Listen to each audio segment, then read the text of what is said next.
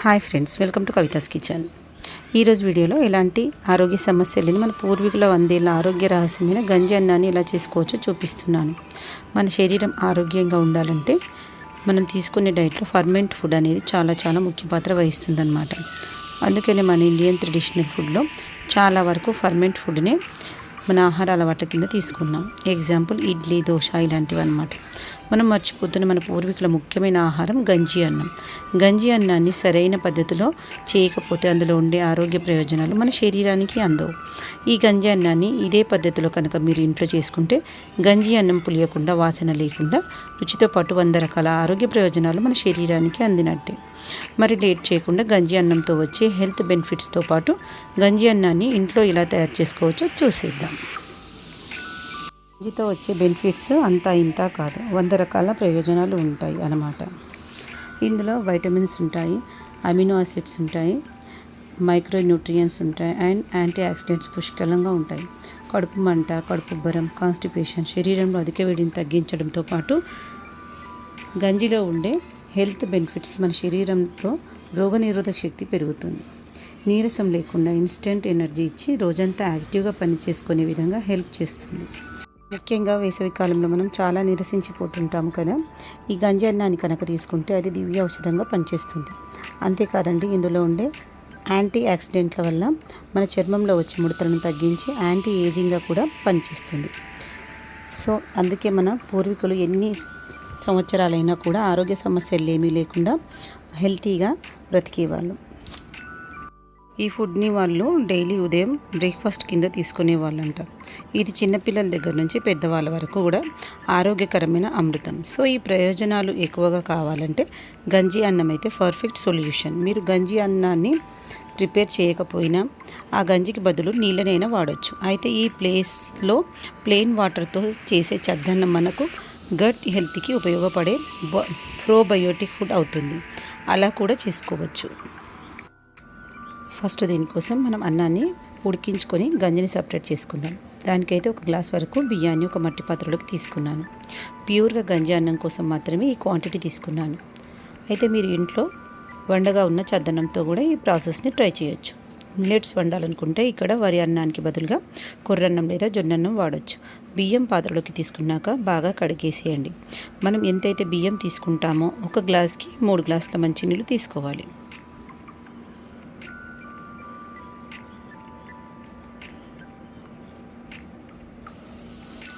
అదే మీరు కొర్రన్నం కానీ జొన్నన్నం కానీ చేసుకున్నట్లయితే రెగ్యులర్గా వేసుకొని ఎసరు కంటే డబుల్ వేసుకోండి, సరిపోతుంది. ఎందుకంటే మనం ఇందులోంచి గంజి తీయాలి. సో ఇలా ఎసరు పోసుకున్నాక మీరు ఈ బియ్యాన్ని నానబెట్టుకున్నైనా ఉడికించుకోవచ్చు, లేదా డైరెక్ట్గానైనా ఆ స్టవ్ మీద పెట్టి ఉడికించుకోవచ్చు.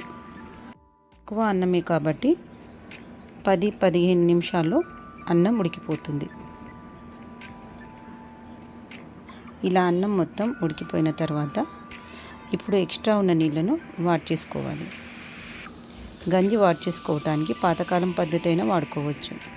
చిల్లుల గిన్నెలో అన్నం వాడ్చుకుంటే అన్నం సపరేట్ అవుతుంది, గంజి సపరేట్ అవుతుంది. ఇక్కడ నాకు 1.5 కప్ వరకు గంజి వచ్చిందండి. దీన్ని పక్కన పెట్టుకొని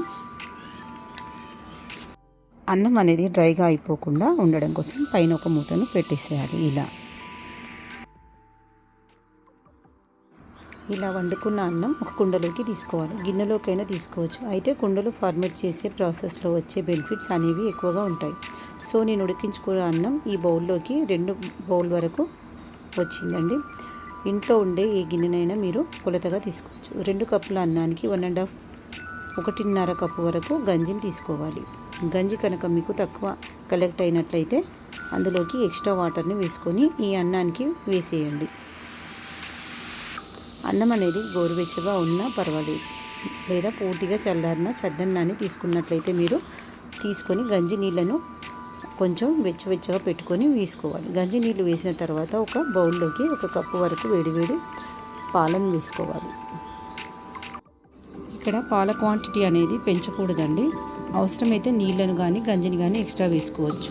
పాల క్వాంటిటీని మాత్రం ఎక్కువ వేయొద్దు. పాలు ఎక్కువైతే తినడానికి వీలు కాకుండా గంజి అన్నం బాగా పులిసిపోతుంది. ఇక్కడ మనకు సరిపడా ఉప్పుని వేసుకొని బాగా కలుపుకోవాలి. ఇక్కడ మీరు కల్లుప్పు కూడా వాడుకోవచ్చు. అన్నీ వేసిన తర్వాత ఒకసారి కన్సిస్టెన్సీని ఈ విధంగా ఉండాలి, పలుచగానే ఉండాలి. అప్పుడే రుచి ఆరోగ్యం కూడా. ఇలా గోరువెచ్చగా ఉన్నప్పుడు మాత్రమే ఇందులోకి మనం 2 టేబుల్ స్పూన్ల పెరుగు లేదా పలుచటి మజ్జిగను వేసుకోండి.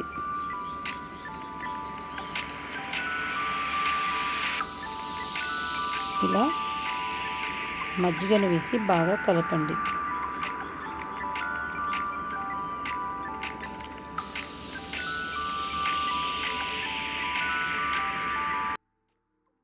ఇప్పుడు ఇందులోకి ఒక ఉల్లిపాయను ఇలా కొంచెం పెద్ద ముక్కలుగా తరిగి వేసుకోండి. అలాగే పచ్చిమిర్చిని కూడా కొంచెం చీల్చుకున్నట్టు చేసి వేసుకోవాలి. ఇప్పుడు ఈ కుండకి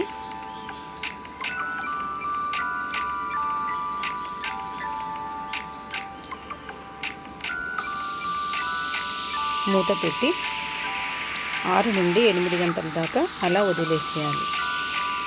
మీరు ఉదయాన్నే తినాలనుకుంటే కనుక రాత్రిపూట తోడు పెట్టుకోవచ్చు. తోడు వేసిన తర్వాత క్లోజ్డ్ ఏరియాలో కాకుండా ఒక ఓపెన్ ప్లేస్లో పెట్టుకొని ఫర్మెంట్ అవ్వనివ్వాలి.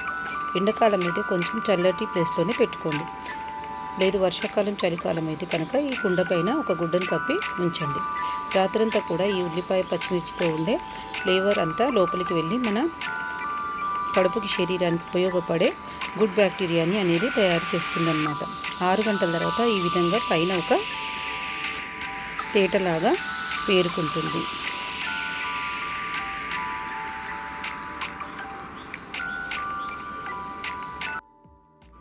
దీన్ని ఈ విధంగానైనా తినేసేయచ్చు, లేదా నిమ్మకాయ పచ్చడి ఆవకాయ పచ్చడితోనైనా సర్వ్ చేసుకుంటే బాగుంటుంది.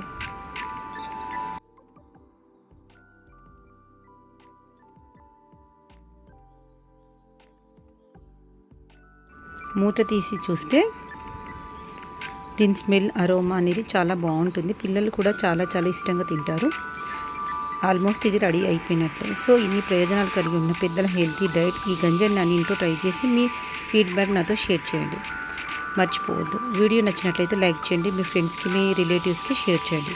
మరి టేస్టీ కుకరీస్ కోసం కవితాస్ కిచెన్ను సబ్స్క్రైబ్ చేయండి. Thanks for watching Kavitha's kitchen. Thank you.